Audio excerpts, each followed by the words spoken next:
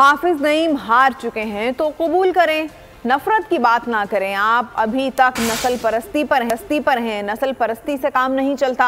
आपको कराची से इन बुनियादों पर वोट नहीं मिलेगा। सूबाई वजीर सरदार शाह की सिंध असम्बली में तकरीर। कहा, उर्दू बोलने वालों को खुश होना चाहिए कि मुर्तज़ा वहाब मेयर हैं।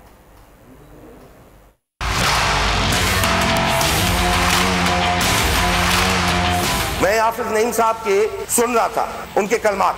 भाई अगर आप हार चुके हो तो मुर्तज़ा वहाब पे उंगली उठाने का उसको कोई हक नहीं है। इसी बुनियाद पे सिंध में डिवीजन और नफरत की बात ना करे। वो ये खुशकिस्मती है कि हमारे उर्दू बोलने वाले भाइयों की कि पीपल्स पार्टी ने उसको मुंतखब किया है, मुर्तज़ा वहाब को कराची में। हम भी एहतराम करते हैं सब जबानों बोलने वाले के, हम एहतराम करते हैं। जितने भी जबानें बोलने वाले हैं इस मुल्क में मौजूद, हम सबकी रिस्पेक्ट करते हैं। हम इसी नफरत की और मुतअस्सिबाना सियासत ने आपको बंद गली में आके छोड़ा है।